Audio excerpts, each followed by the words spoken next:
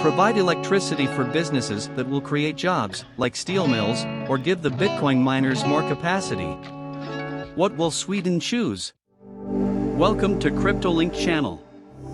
If you love getting news and updates about cryptocurrency, join our community by subscribing to our channel.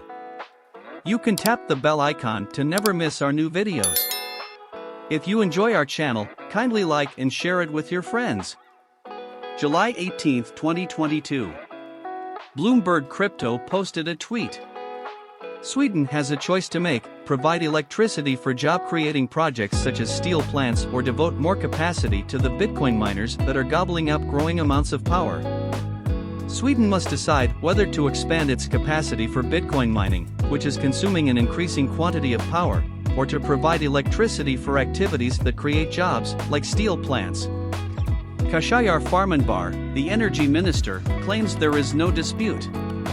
He said in the interview that, to be honest, we need energy for things that are more beneficial than Bitcoin. And our manufacturing sector as a whole is attempting to electrify as we transition from an era of administration to one of great expansion. His remarks implied that Sweden, where the continent's largest Bitcoin mining operation may be located, may start to become less welcoming to the industry. The Swedish Energy Agency was charged late last month with finding a means to quantify how much energy is being used for digital infrastructure, with a particular focus on crypto mining, given the government is so worried about electricity use. Take a look at the forecast for Swedish power demand. This is the most bullish scenario in terawatt-hours of grid operator. Energy-intensive machines are used by Bitcoin miners to crack codes in the token and release rewards. Rather than employing workers, the company's operations mostly depend on availability to inexpensive electricity and land. The changes in the price of Bitcoin greatly influence profit margins.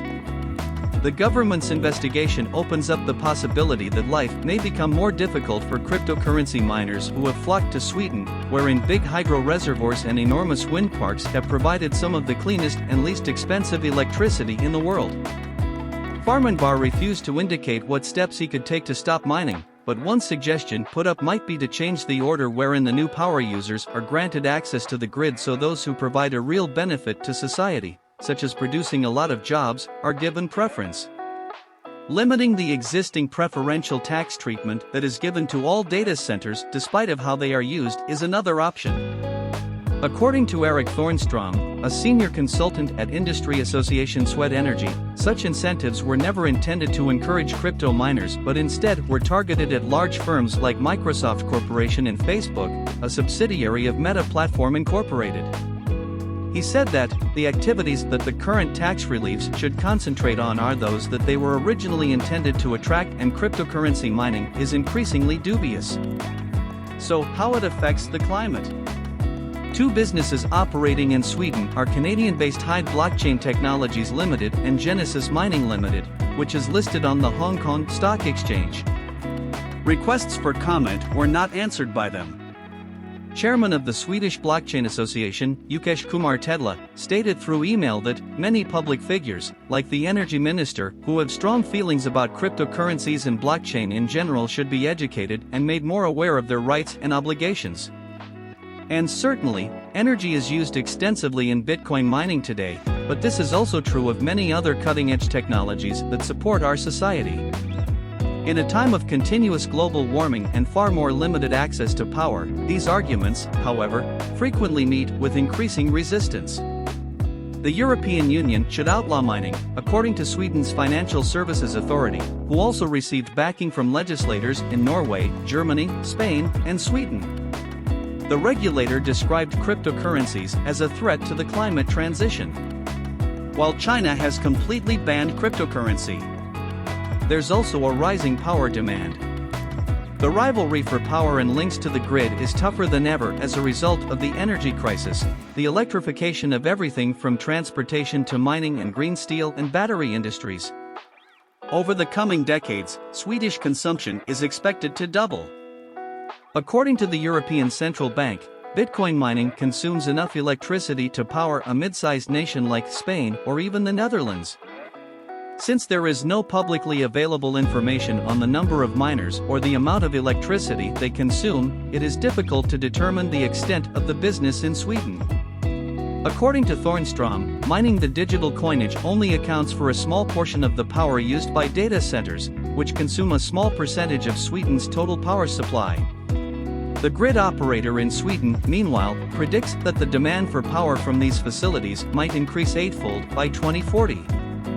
The newest statistics from the Cambridge University's Center for Alternative Finance show that Sweden's contribution to Bitcoin mining is increasing, amounting to just over 0.8% of the global processing rates in January.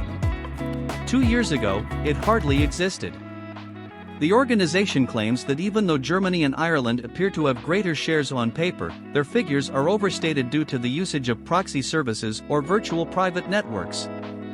Meanwhile, on the same day, the blog tweeted, "Breaking, crypto lender Genesis lent $2.36 billion to Three Arrows Capital. Buy at Ryan James Weeks and at Yogita_Katri5. Three Arrows Capital, a bankrupt hedge fund, received a $2.36 billion loan from Genesis Asia Pacific Pte Ltd, a part of the cryptocurrency lender controlled by Digital Currency Group. Genesis was reportedly exposed to Three Arrows Capital and faced a potential 9-figure loss, but the precise amount of the loan hasn't been made public up to this point. The block discovered documents that show Three Arrows Capital owes Genesis a loan debt of $2.36 billion.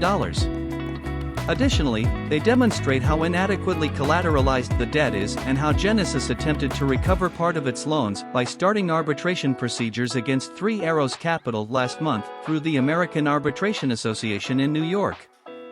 The arbitration process, however, seems to have been put on hold by Genesis after the consultancy firm Teneo was selected to supervise the liquidation of Three Arrows Capital in late June. On July 1, Three Arrows Capital submitted a Chapter 15 bankruptcy petition in New York. A DCG spokesman indicated that the balance sheets of both Genesis and DCG are still solid. Genesis is still well capitalized and conducting business as usual despite having no further exposure to Three Arrows Capital. The company hired last month to handle Three Arrows Capital's liquidation. Teneo provided the specifics of the Three Arrows Capital loans in a 1,157-page legal document that was posted online on Monday. The paper includes claims against Three Arrows Capital, which filed for Chapter 15 bankruptcy in New York just a few days after a court in the British Virgin Islands named Teneo as liquidator. The block was able to secure a copy of the document before it was made public. Genesis stated that Three Arrows Capital had broken 2 lending agreements that had been negotiated in January 2019 and January 2020 in a letter it sent to the American Arbitration Association on June 15. Genesis CEO Michael Morrow claimed in a Twitter thread on July 6. The company's debts to Three Arrows Capital had a weighted average margin demand with over 80%, which Three Arrows Capital was unable to fulfill, leading Genesis to sell its security. He added that in order to have the funds to run and scale its business moving ahead, Digital Currency Group had accepted some Genesis liabilities. One source with knowledge of the situation said that as a result, the Digital Currency Group and not Genesis is now at risk of losses related to Three Arrows Capital's borrowing. Genesis has requested that $1.1 billion in outstanding unsecured borrowed funds be put in escrow for the duration of the arbitration procedures, according to documents provided by the block. The current owner of that assertion is Digital Currency Group, not Genesis. Prior to a few months ago, Three Arrows Capital was regarded as one of the top investment companies in the cryptocurrency industry, having backed a large number of blockchain startups, decentralized finance businesses, and crypto infrastructure suppliers. The hedge fund's fortunes, however, have drastically changed over the previous few months, starting in mid-June when it became clear that cryptocurrency lenders had liquidated loans to the hedge fund with collateral totaling hundreds of millions of dollars. That's it for our today's video. So, what can you say about the news? Let us know about it in the comments section down below. Thanks for tuning in to CryptoLink. We are always excited to provide you with news and updates about cryptocurrency, and if you like this video, please click the like button. See you on the next one.